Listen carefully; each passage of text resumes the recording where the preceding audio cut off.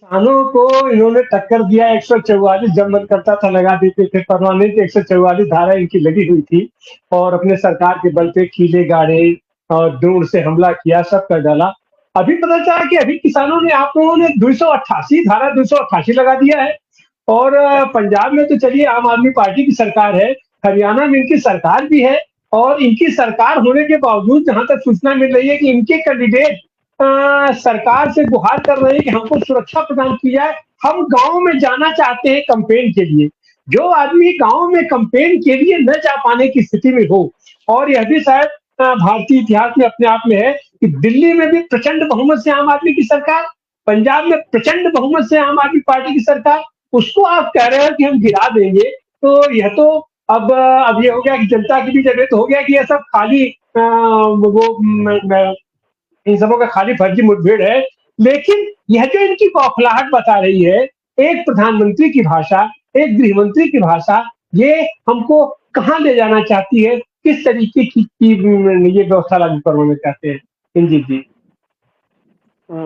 सबसे पहले मैं आपका और सभी दर्शकों का शुक्रगुजार हूं कि ये बातचीत में अपनी बात साझी करने का मौका मिला। प्रोफेसर खालिद साहब ने जो रखा है वो वास्तव में इस बात की पुष्टि करता है कि इंडिया अलायंस का जो गठन है, उसकी स्थापना है, उन्होंने शुरू में ही सबसे जो प्रमुख बात है वो ये कही थी कि इसका गठन जो है देश के लोकतंत्र को, उसकी धर्मनिरपेक्षता को, उसके फेडरलिज्म को, उसके संविधान को और कुल मिलाकर कहें तो देश को बचाने के लिए गठन किया गया है इंडिया अलायंस का।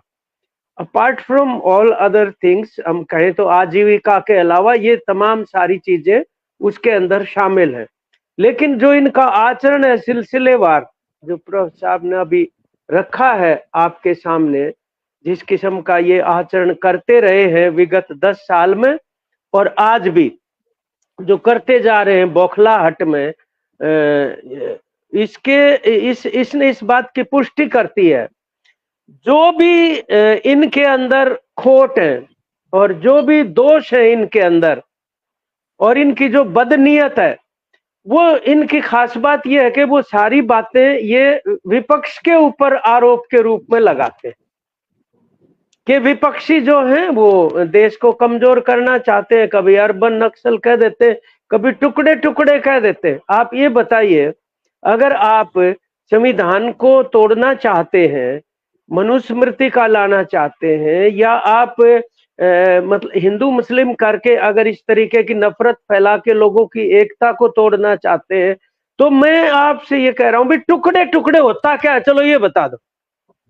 आप सरकारें गिराना चाहते हैं, आप पंजाब जैसा प्रदेश जिसके नजदीक इतना बड़ा इंटरनेशनल बॉर्डर है और जिसके विगत में बहुत ही कठिन परिस्थितियों में से लड़ाई लड़के पंजाब की जनता निकल के आई है। अगर 2-3 दशक पीछे के हम देखें तो कितनी बड़ी कीमत अदा करनी पड़ी उस प्रदेश को। और आप जो दूसरों के ऊपर आरोप ये लगाते हैं कि पाकिस्तान खालिस्तान फला धकड़, और आप जो कर रहे हैं वो कुल मिला के तो उन्हीं ताकतों को मजबूती प्रदान करेगा। और मैं आपको ये बता रहा हूं कि ये जो सरकार गिराने की बात कर रहे हैं अमित शाह साहब, मैंने पिछले कार्यक्रम में ये बताया था, इनकी बीजेपी की हरियाणा की सरकार आज के दिन अल्पमत में है। 90 में से 45 एमएलए चाहिए, आज उनके पास 43 एमएलए है। और 3 दिन पहले बड़े अफसोस की बात यह है कि एक और विधायक जो है उनका देहांत हो गया, वो भी बीजेपी के ही समर्थक थे सरकार में। तो अब वो 43 से रहेगी 42। अल्पमत की सरकार चल रही है, संविधान कहाँ है? तो संविधान को खत्म कर नहीं देंगे, संविधान के अनुसार चल ही नहीं रहे, उसकी धज्जियां रोजाना उड़ रही है।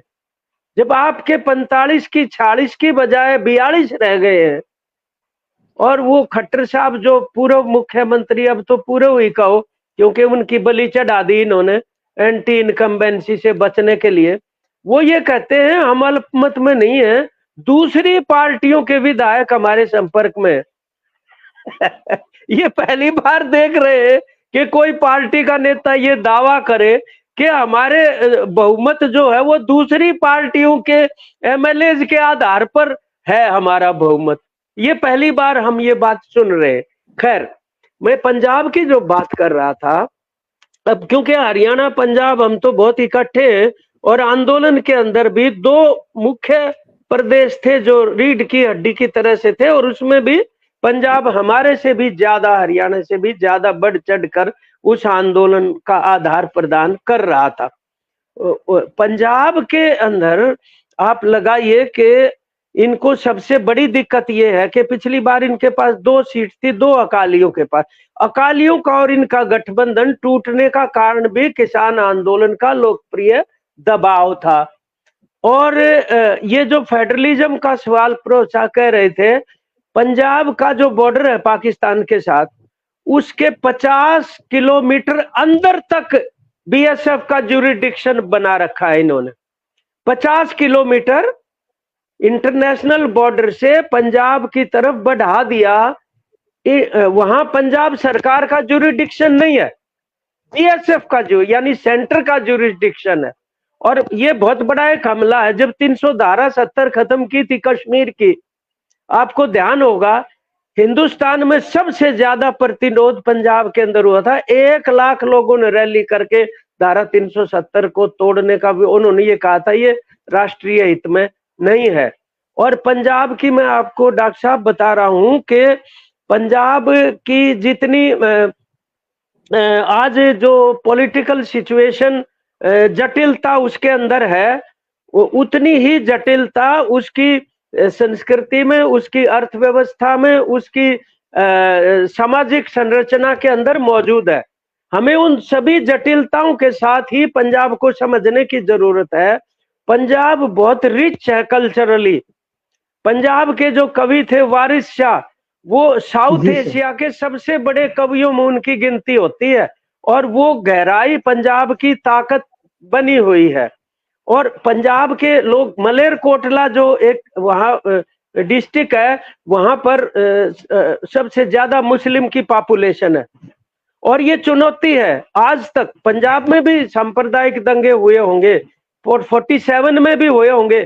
पंजाब की जनता मलेरकोटला के मुसलमान के ऊपर हाथ नहीं लगाने देगी किसी को। इतना ज्यादा मतलब उनको एक सुरक्षात्मक रूप से, भावनात्मक मुद्दे की तरह से देखते हैं, और इनके खिलाफ है बहुत ज्यादा। पंजाब की किसानी जो है, खासतौर पे गुजरात के अंदर जो सिख किसानी है, उनकी जमीनों को खत्म करने के मलकियत को इन्होंने कानून बनाने जा रहे थे, जो बहुत बड़ा मुद्दा बन गया था। ये लोगों को याद है, भूलते नहीं है लोग वहां के। तो आज इनको जो 2 सीट थी वो भी नहीं मिल रही, अकालियों को भी मिलनी बहुत मुश्किल है। कुल मिलाकर वहां कांग्रेस पार्टी और आम आदमी पार्टी के बीच ही सीटों का विभाजन है। 13 सीट है, और 14वीं सीट वहां की है चंडीगढ़ की। चंडीगढ़ की सीट भी जब आपस में इंडिया अलायंस ने गठबंधन किया तो कांग्रेस को दे दी थी, और हरियाणा में 1 सीट कुरुक्षेत्र की आप पार्टी को मिली थी।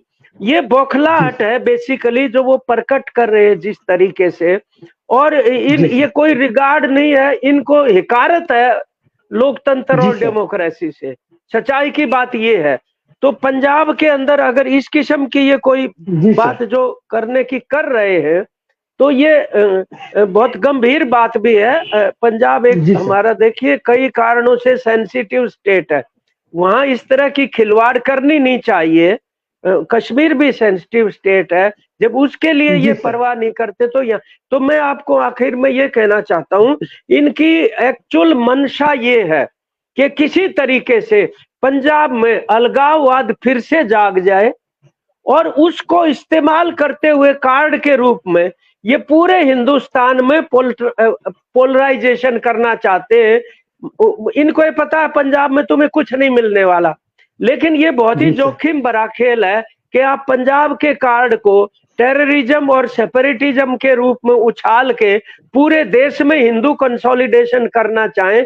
ये बहुत खतरनाक खेल है, इसके ऊपर जाना नहीं चाहिए, और हमें पूरा विश्वास है कि देश के लोग इसको बिल्कुल बर्दाश्त नहीं करेंगे, और पंजाब के तो सवाल ही नहीं पैदा होता कि इसको बर्दाश्त कर जाए। उनकी आप अपनी हिस्ट्री उठा के देखें, तो वही अपने जी आप सर। में इस बात को प्रमाणित कर देगी कि इस प्रकार की संकीर्णता, ओछापन, घटियापन, जी सर। इस तरह की राजनीति को हिंदुस्तान में ही असल में तो हमारी जो कल्चर है, हमारा जो अदब है, जी उसके सर। अंदर कोई जगह नहीं है इतने घटियापन की जो ये लोग कर रहे हैं। और इस चुनाव में जी सर। इनसे निश्चित तौर पर निजात पाएंगे।